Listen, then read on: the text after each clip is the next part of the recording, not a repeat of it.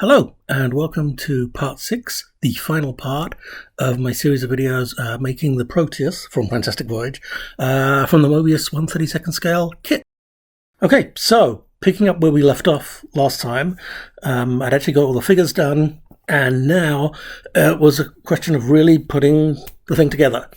So I had the custom girders, which I'd made to support the front windows. And as much as I'd custom fit these and tested them to fit, actually getting them in there in a way where because they have to obviously connect to the table, which you can see clearly where the map charts are, and support the front windows. Now the front windows and the framing are actually sort of sandwiched, so you have to sort of have the top half and the windows and that internal framing piece in place and the girders in place to make sure they all fit. Now, because my girders were custom made, I couldn't really glue them in place to test fit them, only to then have them not fit. I was pretty sure they would fit, but I kind of custom fit them. So it was a little bit of work teasing and getting them into place and sanding and stuff. And it was just sort of, fiddly. Getting the figures in was a little bit tricky as well. I don't know how they managed it in the film, but anyway, so getting the figures in was a little bit tricky.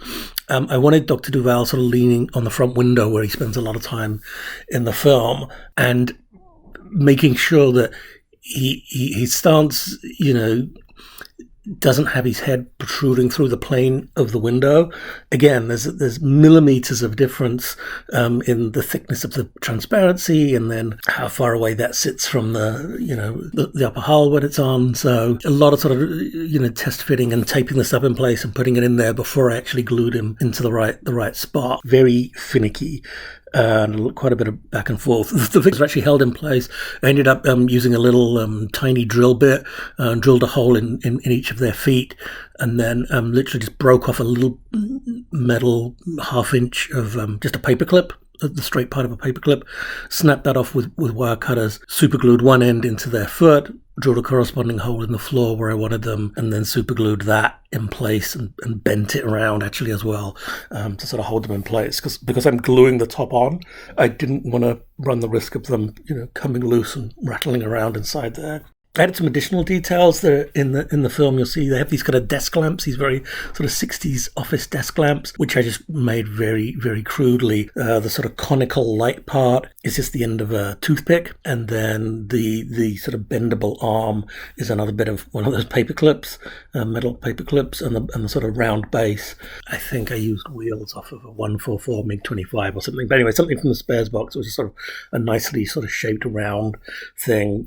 Super glued that together. Painted it all in gunmetal, and I think I only ended up putting one of them in because they didn't look great, but just having one in there at least shows respect for the source material. I also gave the crew maps. There's obviously the transfer, the decal that they give you in the kit of I think it's the lungs that you can put down on the illuminated chart table to kind of give a bit more life to the thing. I found a couple of images online and simplified them down so they kind of have that kind of quite crude line drawing look that they have in the film. And I printed up one of the brain, I think one of the lymph nodes as well, and one of maybe the heart, and I gave one to Dr. Duval and one to Dr. Michaels, and I put one on the table.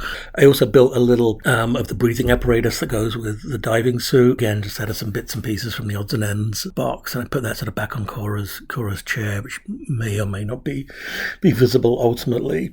I actually lost among several of the small pieces. I did lose the camera that sits up in the front in the framing, and I ended up making another one. I found a bit, I think probably of an old motorbike, sort of a thing that looked almost exactly the same, and painted that and glued that in place. And also found a tiny little thing that sort of represents, it's like a little control panel or something or other on that central bit of window framing. So I stuck that on there as well. So I wanted to get everything I could done before, say, put the two halves together. I didn't want to see all the way through from the grills at the front of the engines to the exhaust at the back. I mentioned in a previous video I had hollowed out the back. you can still see through, but I added just a couple of bits again from the spares box just to sort of interrupt that view, so they look like either kind of bits of machinery or bits of engineering or something in there. I painted everything black, everything that you could potentially see, because when you look through those front engine grills, you can kind of see through to the interior, bucket of all the control area. So I painted the exterior of that matte black. I painted the underside of the upper hull matte black. I painted everything just because I didn't want to have a kind of, oh look, you can kind of, a bit of light comes through and you can kind of see something. That would be super annoying. So I just give it a matte black all over that. I got a bit of fine mesh that I kind of just folded and then I actually hot glued it behind the vents. For the vents on the front, I didn't, even though the bars would be there, and it's a little hard to tell in the film exactly what it looks like. It's probably the vaguest part of the ship. It's just one of those things where if you do look, at least there's something that looks a bit more intentional than just sort of seeing the reverse side of the control cabin bucket. Okay, so then it came to painting. I'd originally painted it in Humbrol white, which is kind of a yellowy white and really didn't look great. So I asked a couple of the Facebook pages that are fans of the film, and other people had built the model, and I got a great recommendation to use Tamiya Pure White, which I think this guy had used. So thank you very much for that suggestion, because it really does look good. So I, several cans of that later, I'd painted both halves of the exterior and the diving planes and stuff. I don't want to put them together and then have lots of masking to do, although in hindsight that wouldn't have been the worst thing in the world. But anyway, so I glued those two things together, the top half and the bottom half. They were actually pretty tricky to get the two halves together. I don't know if other people have had that problem or if it was because of any of the stuff I'd sort of done inside, but kind of getting it all sandwiched in there and glued together. I actually G-clamped it in a couple of places, and I basically just sort of super glued it, pinning it around just to get it all to fit. I ended up not using any glue on the perspex pieces. They are literally just sandwiched in between the front girders and that framework and the perspex, and then the top half of the hull, and then it's clamped down on top of that. So there was some filling and sanding to be done. More than I was expecting, and again, maybe that's because I didn't get it together totally right. But one of the problems I had was the filler I had was grey. So now the whole thing was white. Any sort of filling I was doing in grey had to be sanded down and then sort of reprimed and the whole thing repainted, because white over anything other than white is really tough. So I had never been too sure about what to do with the windows at the back. And I say windows because they're never used in the film. You see them when they show up as sort of shiny black and modelled on the inside of the kit. You do see the sort of hatches that look like they're supposed to open, but it doesn't, it's a little bit vague. So having got real clear windows at the front, I didn't want to cut these out because you just don't see that much inside it. So anyway, long story short, I thought, So I ended up using some of the leftover pieces of the black vinyl material that I'd used for the surrounds on the front windows, and just cut those to shape and put those in there. So they're kind of they are black, semi-shiny panels that have a connection to the windows without actually expressly being windows. So it's a little funky. I'm not totally sure how I feel about it, but they look good. And they're a nice sort of sharp, bit of relief. So anyway, that's what I did there. Something I've noticed sort of along the straight edges is kind of like a slight edge to it. I originally tried doing this with tape and then painting over it, but it didn't lay totally flat for whatever reason, just tiny specks of dust, or I don't know what. Didn't look great. So I then used plastic card, which I thought would actually blend a little bit better than it does. So it ends up being a little bit too pronounced for how it looks on the original, which is a bit unfortunate, but I'm sort of happy it's there. At least it shows kind of like those two little rings on the front, on the nose. They are there, and if they're a little bit exaggerated, I wish it were different, but I'm not losing too much sleep over it. When they walk on the ship, you'll see there's these sort of black squares that are sort of like grip or mat areas. And they give you these as transfers, but I really wanted to sort of highlight the fact that the ship is super shiny and these are matte. And I was worried that the transfers, the decals, wouldn't have enough relief to them. They'd be too flat and smooth.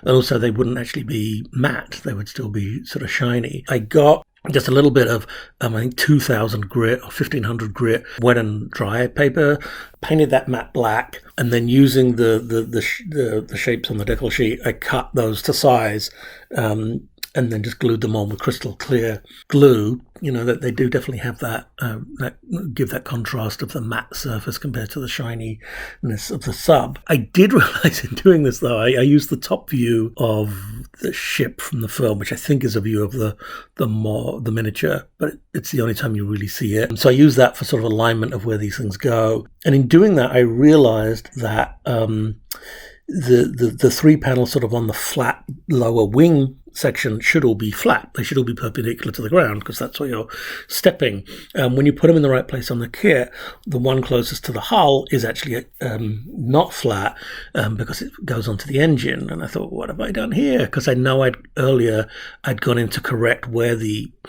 cutouts for the footsteps are, those semicircular cutouts going up. So I knew those were in the right place. So anyway, I looked back at some of the reference, and it looks to me that on the kit, the nacelle has a much more gradual slope into the wing area, whereas on the original, there's a much steeper drop-off, meaning that the flat top surface area is bigger, meaning that the mat can be on the flat surface, I think. It's very hard to tell.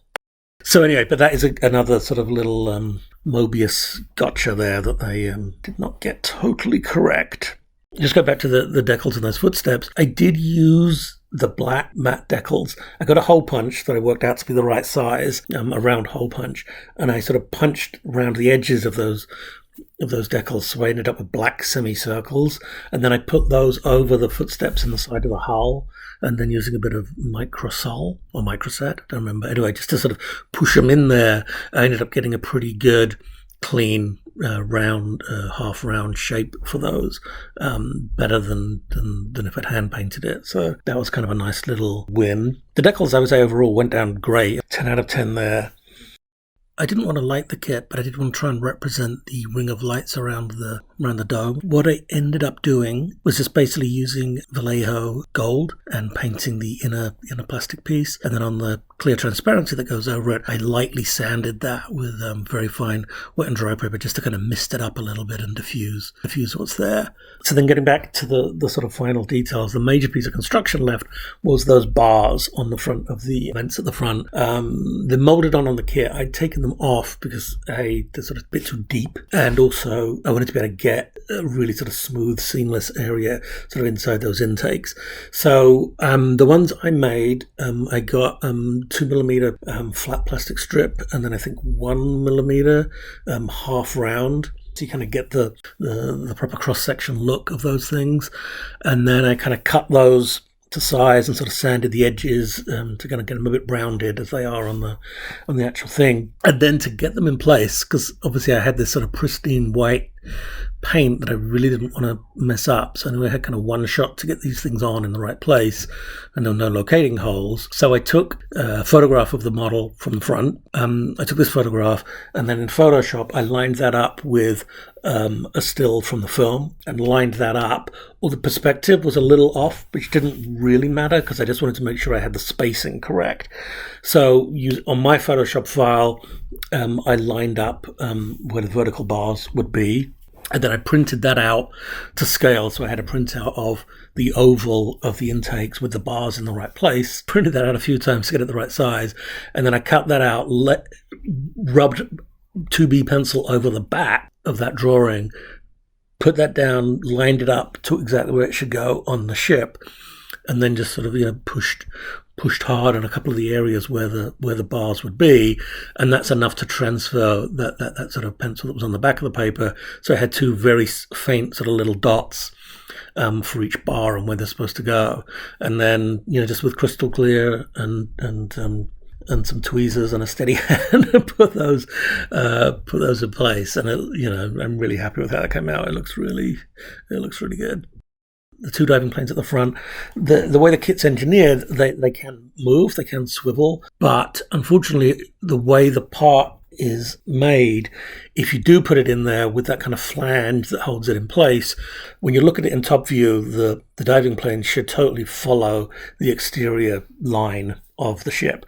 If you put these in as planned, they don't. They follow the curve of the front, and then when you get to the engines, it kind of juts out, which is not correct. So the way I addressed that quite simply was I just cut off that flange, so I had more of a long peg, and then just glued them in place, at an angle. So instead of them being right angles to the hull, they're at 85 degrees or something. So that outside edge does match the curve of the top of it. There's no weathering on any of it. There's no dry brushing, which is very unusual because this thing is brand new. It's when it's in a sterile environment, and it's unique that way. So yeah, for a model making challenge for me, it was extremely difficult because there's kind of nowhere to hide.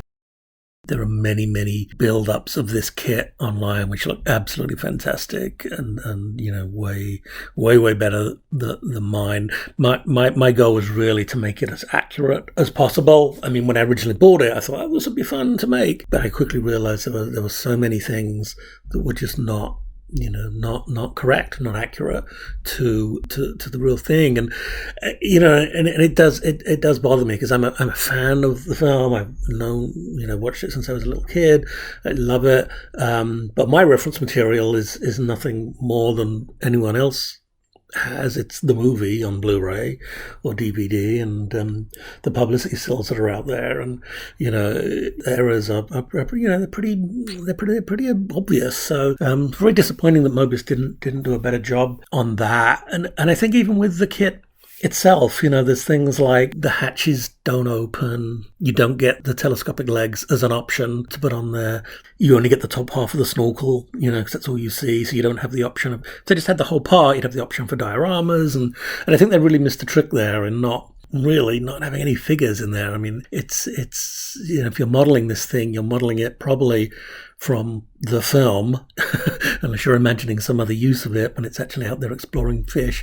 But anyway, it's got people in it all the time, so you really want to kind of have the figures. And as I said, there's great diorama possibilities if you wanted to do the lung scene, or you could do the ear scene and actually dirty it down and put all that gunk all over it and have some figures outside, which would be really great. But so having the legs as a separate part, or having the legs at all, would be great, and having hatches that can open, and the little veins on the rudder, are clearly meant to swivel on the real thing. So it'd be nice if those were separate parts. It's just a few things like that are just a bit kind of, it's not an inexpensive kit, and it's not like they rushed it out to coincide with the release. We've all been waiting 50 years for this thing. So I would have waited another year or so and paid an extra, $50 and actually had that stuff, be in there and really just have the thing be correct. But anyway, one day maybe they'll re-release it or something. So anyway, here's some stills here of my finished kit.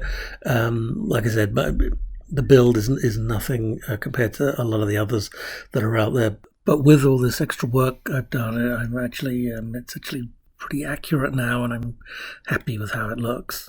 I did just want to publicly acknowledge again what a terrific film this is, and to state Harper Goff as a fantastic designer. He did this ship, he did the Nautilus, he did numerous things at Disneyland, and it's just a great ship. If anyone has not seen it, do check it out. You can get it on Blu-ray. It's just a really fun, unique, fantastic film. So anyway, that's the Proteus. If anyone watched all 6 parts, thank you for sticking with it. Hopefully you found this useful. There's other videos on my channel, so either subscribe or like or watch other stuff.